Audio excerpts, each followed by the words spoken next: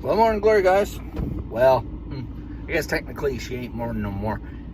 It's kind of getting a late start to it. But what's on today's to-dos? Well, today we're spraying. And I think how I'm going to handle this particular task is, I think what I'm going to try to do is I'm going to try to really in-depth explain what I'm doing. Because I feel like there's a lot of misconception and a lot of not quite understanding what we're doing. So here we go. Right now we're not spraying any, and the reason why we're not spraying any is, first of all, spray needs to be put down at a certain temperature. And if it's not put down at a certain temperature, what ends up happening is it's so hot outside that actually just kind of evaporates the spray. The plant actually won't take that spray in. And if it doesn't take it in, you can't kill the plant that we need to kill. Particular type of spray that I am spraying, you know, the ceiling, the high temperature is about 26 Celsius, 78.8 Fahrenheit. So call it 79 Fahrenheit right now. Right now, instead of 26 Celsius, we're at 31 now. So we're well too hot. Plus it's going to rain, which brings me to another point. That plant, that spray needs to stay on there, they say, for 2.5 hours. People kind of say, well, half of that is okay if we have to push it. You know, it's okay, so an hour and a half, but it needs to stay on that plant for like 2.5 hours. 2.5 hours is great if you can get it.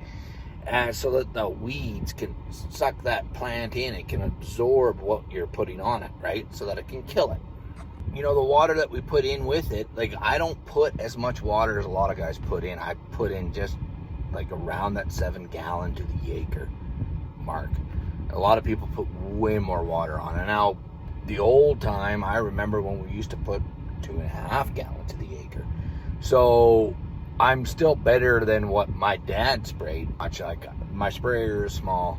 You know, I can get the rates right. It's just I can't use the amount of water that a lot of people use. But anyway, I digress, because I know it works, because I've done it for enough years now that I know that I can get a good kill. And that brings me to another point of what kind of spray do I use. Well, I do use glyphosate spray. My corn is glyphosate resistant. Now that's basically Roundup. Now I know a lot of people might be watching that video and just like, oh, right? I get it. And that's where the misconceptions, I do believe, in what we're doing comes into play. Because, well, here, I'll explain it to you. This isn't Roundup brand name, but it's a glyphosate spray, and it's 10 liters. Okay, so that jug is 10 liters. Now I need 13 liters to do a tank full of spray, and that tank full of spray will do 20 acres, right?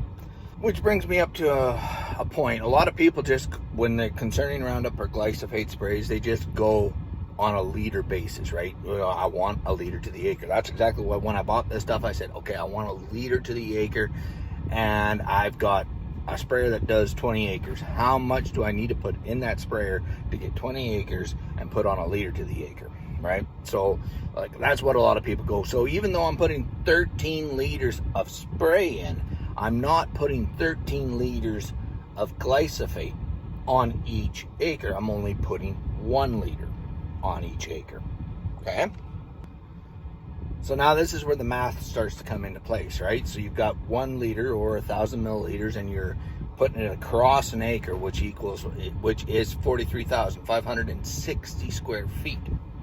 And in that 43,560 square feet, you're going to have 33,000 corn plants. That's my population rate that I put my corn plants in. 1,000 milliliters across 33,000 plants, and you come out to 0.03 milliliters per plant.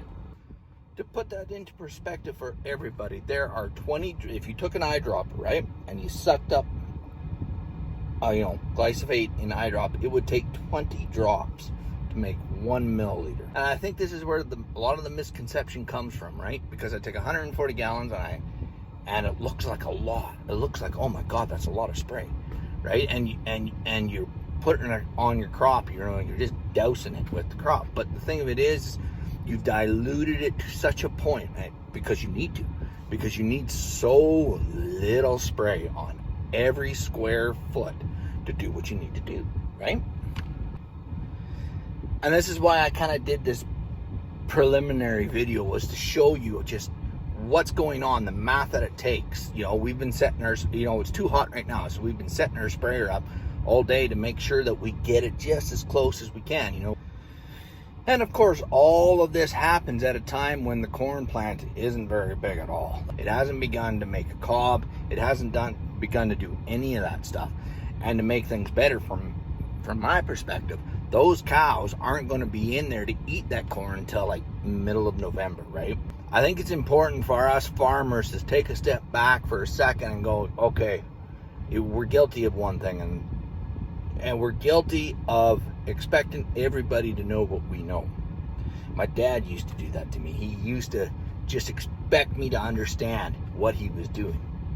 And it frustrated me as a little fella. It really frustrated me.